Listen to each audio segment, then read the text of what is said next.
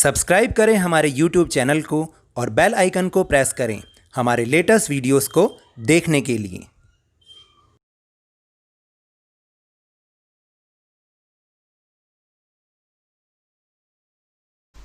Hello and welcome to Lavneesh sir की class.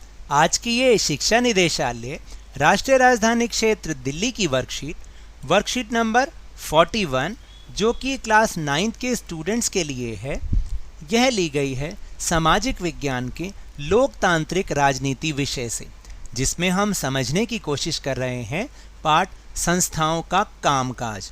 और इसमें भी हम जिस टॉपिक के बारे में आज बात करेंगे उस टॉपिक का नाम है राजनैतिक कार्यपालिका। तो देखिए, अगर आपको याद हो, पिछली ही वर्कशीट से हमने इस पाठ को शुरू किया है और जिसमें हमने यह पढ़ा कि संस्थाएं किस तरीके से काम करती हैं और उन संस्थाओं में भी जो प्रमुख संस्था है जैसे राष्ट्रपति और प्रधानमंत्री। अब आप कहेंगे कि इन्हें आप संस्था क्यों कह रहे हैं, क्योंकि ये मैंने पिछली बार भी आपको बताया था कि राष्ट्रपति या प्रधानमंत्री को हम संस्था इसलिए कहते हैं क्योंकि राष्ट्रपति या प्रधानमंत्री अकेले कोई फैसला नहीं लेते, बल्कि उनके साथ पूरा का पूरा एक समूह होता है, इसलिए हम उनको संस्था कहते हैं।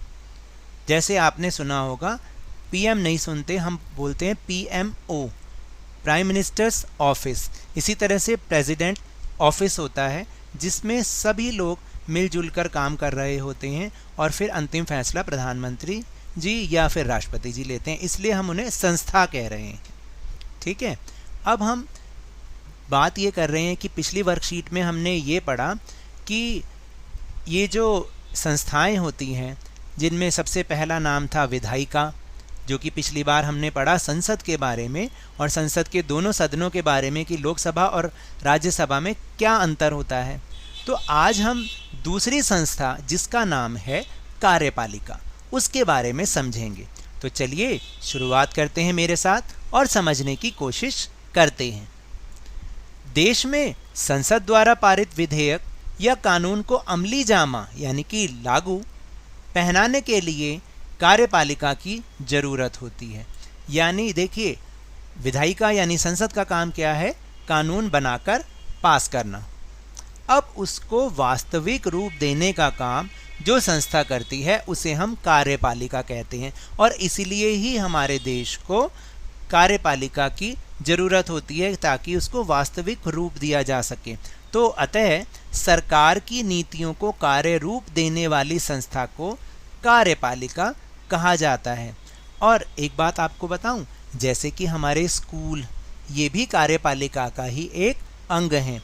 क्यों है? क्योंकि सरकार शिक्षा से संबंधित जो भी कानून बनाती है उसको लागू करने का काम, लागू कराने का काम किसका होता है?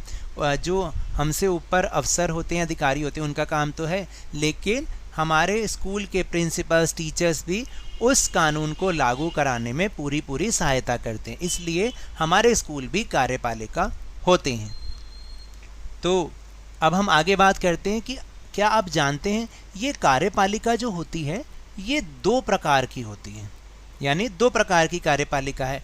पहले को हम कहते हैं राजनीतिक कार्यपालिका और दूसरे को कहते हैं स्थायी कार्यपालिका।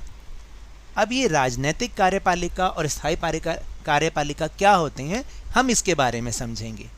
तो जो सबसे पहले हम समझते हैं कि राजनैतिक कार्यपालिका, दैट मीन्स जिसमें राजनीति इन्वॉल्व है, और राजनीति का मतलब नेता।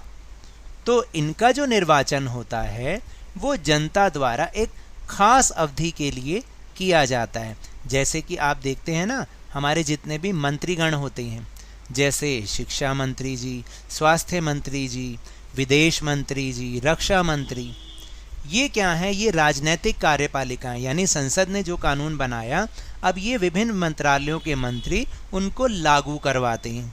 तो इसलिए ये राजनैतिक कार्यपालिका हैं और इनका जो चुनाव है वो जनता द्वारा प्रत्यक्ष रूप से होता है और एक खास अवधि के लिए, जैसे आमतौर पर 5 सालों के लिए होता है। फिर इसके विपरीत जो स्थायी कार्यपालिका होती है, जैसे कि नाम से समझ में आ रहा है, स्थायी मतलब परमानेंट, तो ये जो होते हैं ये लंबे समय के लिए नियुक्त किए जाते हैं और इनको स्थायी कार्यपालक या प्रशासनिक अधिकारी या फिर सिविल सर्वेंट या फिर नौकरशाह भी कहते हैं। इंग्लिश में हम इन्हें ब्यूरोक्रेट्स कहते हैं। और ये वो लोग होते हैं जैसे आईएएस ऑफिसर, आईपीएस ऑफिसर। ये क्या करते हैं, ये उन राजनीतिक कार्यपालिका द्वारा जो कानून अब आगे पालन करवाया जा रहा है उसको लोगों में पालन करवाने में अपनी सहायता देते हैं। तो कहने का मतलब ये है कि ये दोनों तरीके की कार्यपालिका मिलजुल कर काम करती हैं और इन्हें ही हम दोनों को मिला के कार्यपालिका कहते हैं। अभी आगे इनमें और क्या क्या अंतर है वो हम आगे अपने प्रश्नोत्तर में भी समझेंगे, क्योंकि जैसे आपको मैं बताऊं कि ये जो राजनीतिक कार्यपालिका होती है ये तो जनता के प्रति जवाबदेह होती है, लेकिन ये जो स्थायी कार्यपालिका होती है ये राजनीतिक कार्यपालिका के प्रति जवाबदेह होती है। क्योंकि आपने देखा है ना कि एक मंत्री जी जैसा कुछ कहते हैं तो जो उनके नीचे वाला अफसर होता है, जो सरकारी नौकर जो होता है, उसको वो बात माननी ही पड़ती है, चाहे वो अपने डिपार्टमेंट का कितने से बड़ा ऑफिसर क्यों ना हो, क्योंकि उससे ऊपर ये मंत्री होते हैं। और मंत्री जी को क्योंकि जनता ने प्रत्यक्ष रूप से चुना है इसलिए उनके पास अधिकार ज़्यादा है।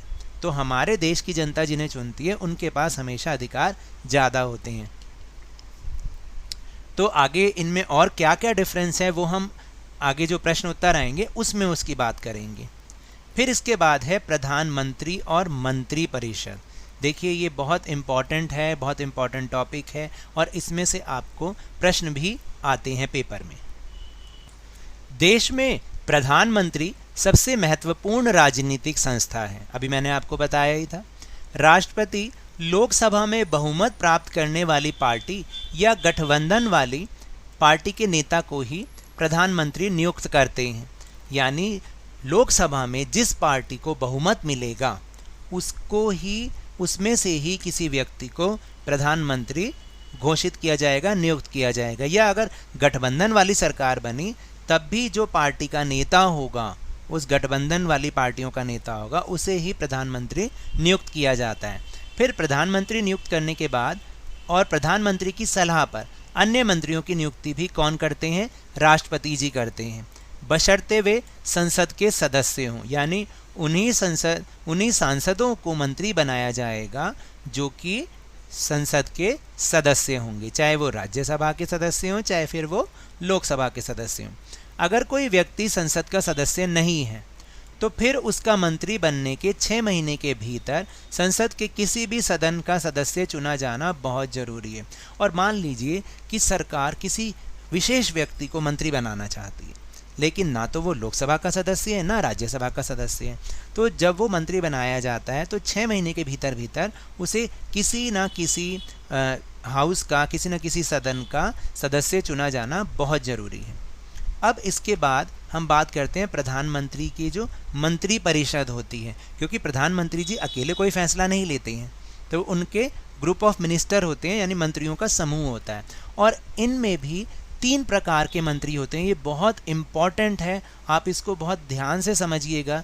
ये जो तीनों प्रकार हैं, मंत्रियों के तीनों प्रकार हैं, ये बहुत इम्पॉर्टेंट है। तो समझें ये कौन कौन से होते हैं। जो पहले प्रकार के मंत्री होते हैं और जो सबसे प्रमुख भी होते हैं उन्हें हम कहते हैं कैबिनेट मंत्री। अमूमन सत्ताधारी पार्टी या गठबंधन की पार्टियों के वरिष्ठ नेता और प्रमुख मंत्रालयों के प्रभारी होते हैं। जो कैबिनेट मंत्री होते हैं ये ही अक्सर प्रधानमंत्री जी के आए दाएं रहते हैं, और जब भी प्रधानमंत्री जी कोई फैसला लेते हैं तो वो हमेशा इन्हीं से ही मीटिंग करते हैं और फिर फैसला करते हैं। इसलिए ये बहुत खास होते हैं कैबिनेट मंत्री। और आमतौर पर पार्टियों के जो सीनियर लीडर्स होते हैं, वरिष्ठ नेता होते हैं, उन्हें ही मंत्री बनाया जाता है और ये फिर अपने मंत्रालयों में प्रमुख होते हैं, उनके इंचार्ज होते हैं अपने अपने मंत्रालयों के। फिर जो दूसरे होते हैं, वैसे वो दूसरा वाला जो है वो ये होना चाहिए कि राज्य मंत्री। राज्य मंत्री क्या होते हैं? जो कैबिनेट मंत्री से एक स्टेप नीचे होते हैं, यानी ये अपने विभाग के कैबिनेट मंत्रियों से जुड़े होते हैं और उनकी सहायता करते हैं। यानी कैबिनेट मंत्री जी केवल हस्ताक्षर करते हैं, असली काम राज्य मंत्री जी करते हैं, क्योंकि राज्य मंत्री के ऊपर सारा भार होता है मंत्रालय का, और वो अपने मंत्री कैबिनेट मंत्री से जुड़े होंगे। जैसे कि आप देखिए, जैसे विदेश मंत्री होंगे जैसे मिस्टर एस जयशंकर, तो एक विदेश राज्य मंत्री भी होंगे।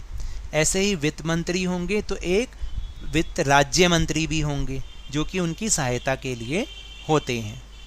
फिर जो तीसरे होते हैं वो होते हैं स्वतंत्र प्रभार वाले राज्य मंत्री। ये कौन होते हैं? ये अमूमन छोटे मंत्रालयों के प्रभारी होते हैं और विशेष रूप से कैबिनेट द्वारा बुलाई गई बैठकों में ही भाग लेते हैं। यानी जब भी ज़्यादातर जो फैसले लिए जाते हैं वो प्रधानमंत्री जी कैबिनेट मंत्रियों की मीटिंग बुलाते हैं या फिर राज्य मंत्रियों की भी मीटिंग बुलाते हैं। लेकिन जो स्वतंत्र प्रभार वाले मंत्री होते हैं ये आमतौर पर जो छोटे छोटे मंत्रालय हैं उनके प्रभारी हैं और इन्हें विशेष आमंत्रण पर ही कैबिनेट मीटिंग में बुलाया जाता है, वरना ये अपने मंत्रालयों में रहकर ही काम करते रहते हैं। तो आया ना आपको समझ? फिर इसके बाद है प्रधानमंत्री जी की शक्तियां या प्रधानमंत्री जी के अधिकार। ये भी बहुत इंपॉर्टेंट है। आज जो हम वर्कशीट पढ़ रहे हैं इसमें बहुत इंपॉर्टेंट टॉपिक्स आए हुए हैं, तो इसको आप ध्यान से सुनिएगा। प्रधानमंत्री जी के क्या क्या अधिकार होते हैं? सरकार के प्रमुख के नाते प्रधानमंत्री जी के व्यापक अधिकार होते हैं, यानी लगभग अधिकांश जो अधिकार है उनको इस्तेमाल करने वाले कौन हैं? प्रधानमंत्री जी। जैसे वे कैबिनेट की बैठकों की अध्यक्षता करते हैं। दूसरा, विभिन्न विभागों के कार्यों में समन्वय करते हैं, यानी जो भी कैबिनेट मंत्रियों की मीटिंग होगी उसके हेड कौन होंगे? प्रधानमंत्री जी। फिर विभिन्न विभागों के कार्यों में समन्वय करने का मतलब है कि उनके अंडर में जितने भी डिपार्टमेंट आते हैं उनको इस तरीके से काम करवाया जाता है कि सब मिलजुल के काम करें, ना कि लड़ झगड़ के। विभिन्न विभागों के आपसी विवादों में निर्णायक भूमिका निभाना, और कभी कभी किसी किसी विभाग में आपसी टकराव भी हो जाता है, तो ऐसे में जो फैसला लेने की जो भूमिका है वो प्रधानमंत्री जी निभाते हैं। विभिन्न विभागों के कामों पर सामान्य निगरानी करना, यानी सभी विभाग सही ढंग से कार्य कर रहे हैं या नहीं इसकी निगरानी भी प्रधानमंत्री जी करते हैं। और फिर सभी मंत्रियों को काम का वितरण करना आदि, यानी किसको क्या काम करना है, जैसे विदेश मंत्रालय कौन संभालेगा, रक्षा मंत्रालय कौन संभालेगा, स्वास्थ्य मंत्रालय कौन संभालेगा, ये बंटवारा भी प्रधानमंत्री जी करते हैं। कैबिनेट के भीतर प्रधानमंत्री जी सबसे प्रभावशाली व्यक्ति होते हैं। जब प्रधानमंत्री जी अपना पद छोड़ते हैं यानी अपनी पोस्ट छोड़ते हैं तो पूरा का पूरा मंत्रिमंडल भी इस्तीफा दे देता है। गठबंधन सरकार के प्रधानमंत्री विभिन्न समूहों और गुटों के गठबंधन के साझेदारों की राय के अनुसार निर्णय लेते हैं। देखिए, अभी तो जैसे आप सब जानते हैं कि हमारे देश में बीजेपी को, जो बीजेपी पार्टी है उसको बहुमत मिला हुआ है, तो प्रधानमंत्री जी भी उन्हीं के ही हैं, उन्हीं पार्टी से ही। लेकिन कभी कभी ऐसा भी हुआ है कि जब गठबंधन की सरकार बनी है तो गठबंधन की सरकार के जो प्रधानमंत्री होते हैं, जब तक जो गठबंधन में जितनी पार्टियां हैं वो एक राय नहीं हो जाती या अपनी अपनी राय जो भी देती हैं उनमें से जब एक राय हो जाती है तो प्रधानमंत्री जी उन्हीं के अनुसार निर्णय लेते हैं। अब इसके बाद हम बात करेंगे एक दूसरी जो सबसे महत्वपूर्ण संस्था है, वो है राष्ट्रपति। राष्ट्रपति राष्ट्राध्यक्ष होता है। जो राष्ट्रपति होते हैं वो राष्ट्र के अध्यक्ष होते हैं, यानी पूरे देश के अध्यक्ष होते हैं। और जो प्रधानमंत्री जी होते हैं वो सरकार के अध्यक्ष होते हैं, सरकार के प्रमुख होते हैं। दोनों में डिफरेंस है। राष्ट्रपति जी राष्ट्र के प्रमुख, प्रधानमंत्री जी अपनी सरकार के प्रमुख।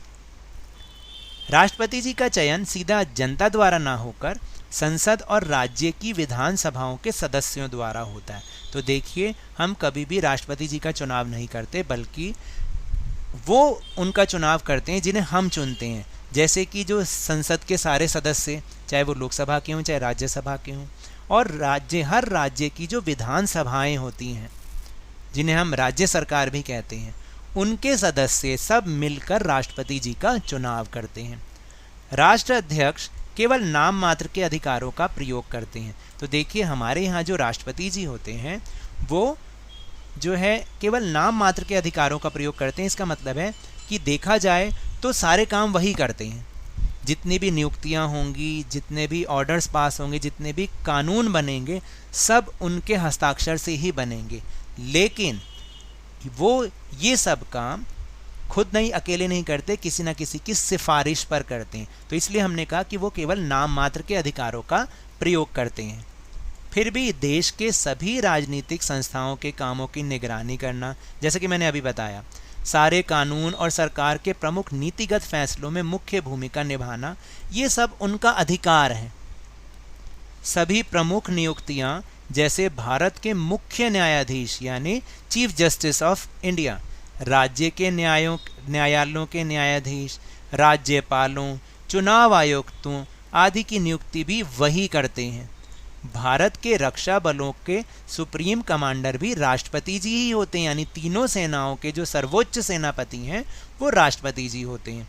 और कोई भी विधेयक राष्ट्रपति जी की मंजूरी के बाद ही कानून बनता है। तो देखा आपने कि राष्ट्रपति जी सारे काम करते हैं, लेकिन सिर्फ नाम मात्र के लिए। असल में वो प्रधानमंत्री जी या प्रधानमंत्री जी के मंत्रिमंडल की सिफारिश पर ये काम करते हैं। तो ये थे हमारे वर्कशीट के टॉपिक्स। अब हम बात करते हैं अपने प्रश्नोत्तर की। तो पहला प्रश्न है कि कार्यपालिका किसे कहते हैं तथा देश में इसकी क्या जरूरत है या क्यों जरूरत है। तो उत्तर है कि सरकार की नीतियों को कार्य रूप देने वाली संस्था को ही कार्यपालिका कहते हैं, और देश में संसद द्वारा पारित विधेयक या कानून को अमली जामा यानी वास्तविक रूप देने के लिए कार्यपालिका की जरूरत होती है। फिर दूसरा प्रश्न है कि राजनैतिक कार्यपालिका और स्थायी कार्यपालिका में क्या अंतर है, जो मैंने आपको वर्कशीट में बताया था। बहुत ही इंपॉर्टेंट क्वेश्चन है, अब हम उसके बारे में डिस्कशन करेंगे। तो मैंने तो यहाँ पर 5 अंतर इसलिए लिख दिए हैं कि ये 5 नंबर का ही अक्सर प्रश्न आता है। अगर 3 नंबर का है तो आप इसमें से कोई भी 3 पॉइंट कर सकते हैं। तो देखिए, जैसे राजनीतिक कार्यपालिका क्या होती है कि किसी लोकतांत्रिक देश में जनता द्वारा खास अवधि के लिए निर्वाचित लोगों को राजनीतिक कार्यपालिका कहते हैं, जैसे राजनेता लोग जो होते हैं, हमारे नेता लोग। और स्थायी कार्यपालिका कौन है कि जिन्हें लंबे समय के लिए नियुक्त किया जाता है, आमतौर पर 60 वर्ष की उम्र तक, उन्हें हम स्थायी कार्यपालिका कहते हैं। फिर इसमें आते हैं कि राजनेता जो बड़े फैसले लेते हैं, राजनीतिक कार्यपालिका के उदाहरण है, यानी हर मंत्रालय के जो मंत्री हैं वो राजनीतिक कार्यपालिका हैं। और सिविल सर्वेंट या फिर प्रशासनिक सेवक या फिर नौकरशाह स्थायी कार्यपालिका के उदाहरण है, जैसे हमारे IAS ऑफिसर्स। फिर तीसरा है कि राजनीतिक कार्यपालिका जनता के प्रति जवाबदेह होती है, क्योंकि जनता ने उन्हें चुना है। और स्थायी कार्यपालिका सरकार के प्रति जवाबदेह होती है, यानी इस राजनीतिक कार्यपालिका के प्रति वो जवाबदेह होती है और उनके अंडर में काम करती है। फिर चौथा है कि सभी नीतिगत फैसले राजनीतिक कार्यपालिका द्वारा लिए जाते हैं। तो आप देखिए ना कि किसी भी मंत्रालय के मंत्री ही फैसला लेते हैं कि करना कैसे है, कि करना क्या है और उसको कैसे करवाना है, वो स्थायी कार्यपालिका करती है। तो स्थायी कार्यपालिका राजनीतिक कार्यपालिका के अधीन काम करती है, उनके ऑर्डर्स को लेती है और रोज़मर्रा के प्रशासन में उनकी सहायता करती है। फिर पांचवा है कि राजनीतिक कार्यपालिका सदन के विघटन या उनकी 5 साल की कार्यावधि पूरे होने तक काम करती है, लेकिन स्थायी कार्यपालिका सरकार के बदल जाने पर भी कार्य करती रहती है। देखिए, जैसे 5 साल पूरे हो गए, अगर कोई सरकार अब नहीं रही तो इसका मतलब वो जो राजनीतिक कार्यपालिका है वो भी हट जाएगी। लेकिन जो स्थायी कार्यपालिका होती है, सरकार बदल भी जाए तब भी जो उनकी रिटायरमेंट की उम्र है 60 साल, तब तक वो काम करते ही रहते हैं। तो ये दोनों में डिफरेंस है, अंतर है। तीसरा प्रश्न है कि हमारे देश में प्रधानमंत्री को कौन कौन से अधिकार प्राप्त हैं, वर्णन कीजिए। तो सरकार के प्रमुख होने के नाते प्रधानमंत्री जी के अधिकार निम्नलिखित हैं। पहला, कैबिनेट की बैठकों की अध्यक्षता करना। दूसरा, विभिन्न विभागों के कार्यों में समन्वय करना। तीसरा, विभिन्न विभागों के आपसी विवादों में निर्णायक भूमिका निभाना। और चौथा है विभिन्न विभागों के कामों पर सामान्य निगरानी करना। और पांचवा है सभी मंत्रियों के काम को वितरित करना, उनको काम का वितरण करना। फिर आते हैं प्रश्न नंबर 4 पर, देश में राष्ट्रपति पद की भूमिका के महत्व को लिखिए। तो इसमें मैंने पूरा लिख दिया है, आप इसको छोटा करके भी लिख सकते हैं, उनके केवल काम लिख सकते हैं। राष्ट्रपति जी राष्ट्र के अध्यक्ष होते हैं। राष्ट्रपति जी का चयन सीधा जनता द्वारा ना होकर संसद और राज्य की विधानसभाओं के सदस्यों द्वारा होता है। राष्ट्राध्यक्ष केवल नाम मात्र के अधिकारों का प्रयोग करते हैं। फिर भी देश के सभी राजनीतिक संस्थाओं के कामों की निगरानी करना, सारे कानून और सरकार के प्रमुख नीतिगत फैसलों में मुख्य भूमिका कौन निभाते हैं? राष्ट्रपति जी निभाते हैं। सभी प्रमुख नियुक्तियां जैसे भारत के मुख्य न्यायाधीश, राज्यों के न्यायालयों के न्यायाधीश, राज्यपालों, चुनाव आयुक्तों की नियुक्ति भी वही करते हैं। भारत के रक्षा बलों के वे सुप्रीम कमांडर होते हैं और कोई भी विधेयक राष्ट्रपति जी की मंजूरी के बाद ही कानून बन पाता है। तो ये तो थे आज की वर्कशीट के टॉपिक्स और वर्कशीट। तो मेरे इस तरह समझाने से अगर आपको थोड़ा सा भी समझ में आया हो तो इस चैनल को अब ज़्यादा से ज़्यादा सब्सक्राइब कीजिए, लाइक कीजिए और बहुत ज़्यादा शेयर कीजिए और मेरे साथ इसी तरह वर्कशीट को समझते रहिए, लेकिन ध्यान और मन लगाकर और पूरी मेहनत के साथ पढ़ते रहिए। धन्यवाद।